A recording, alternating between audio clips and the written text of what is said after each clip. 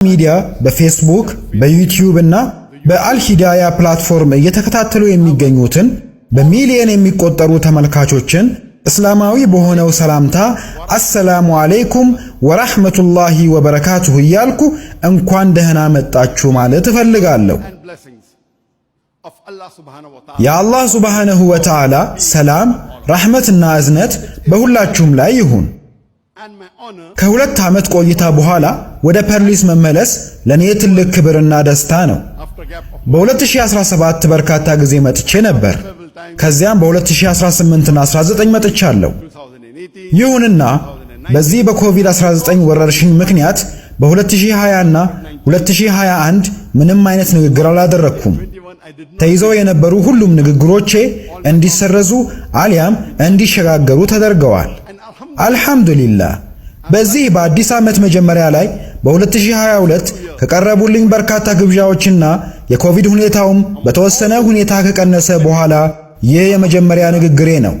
አልሐምዱሊላህ። ከፐርሊስ ሰዎች ጋር ዳግመኛ በመገናኘቴ ለኔ ትልቅ ደስታ ነው።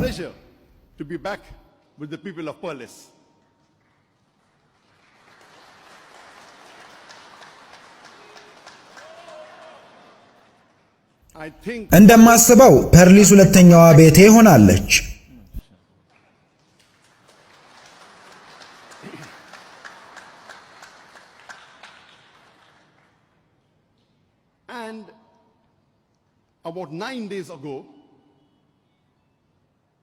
ከ9 ቀን በፊት የፐርሊስ ሙፍቲ የሆኑት ዳቶ ሙሐመድ አስሪዛ አልአባዲን አላህ ይጠብቀውና ዛሬ የማወራላችሁ ርዕስ ላይ መጥቼ ንግግር እንዳደርግ አማክሮኝ ነበር። ያቀረበልኝ ርዕስም ዛኪር ናይክ ሕይወቴና ታሪኬ የሚለውን ነው። በመጀመሪያ እኔ ለመቀበል አንገራግሬ ነበር። በሸይጣን ወጥመድ ውስጥ መውደቅን በመፍራት ነበር ለመቀበል ያመነታሁት። ሁላችሁም እንደምታውቁት እስልምና ውስጥ ከባድ ከሚባሉ ወንጀሎች ውስጥ አንዱ ለዩልኝ እየተባለ የሚሰራ ሥራ ነው። ሸይጣን ደግሞ በተለየ ሁኔታ በጣም ስኬታማና ወደ አላህ የቀረቡ ሰዎችን እግር በእግር እየተከታተላቸው ነው የሚኖረው። ስለዚህ እኛ ዳዮች ጥንቃቄ ማድረግ ይኖርብናል። የሸይጣን ወጥመድ ውስጥ እንዳንወድቅ መጠንቀቅ ያስፈልገናል። እኔ ደግሞ ስለ ራሳቸው ወሬ እያወሩ ከሚኖሩ ሰዎች ውስጥ በመሆን እዚህ ወጥመድ ውስጥ መውደቅ አልፈልግም።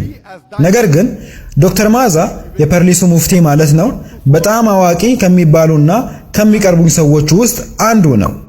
የንግግሩ ዓላማ የሙስሊሙን ኡማ ለማነቃቃት በተለይ ወጣቶችን ወደዚህ ሥራ ለመሳብና ወደ አላህ እንዲቀርቡ ለማድረግ እንደሆነ በመንገር አሳምኖኛል።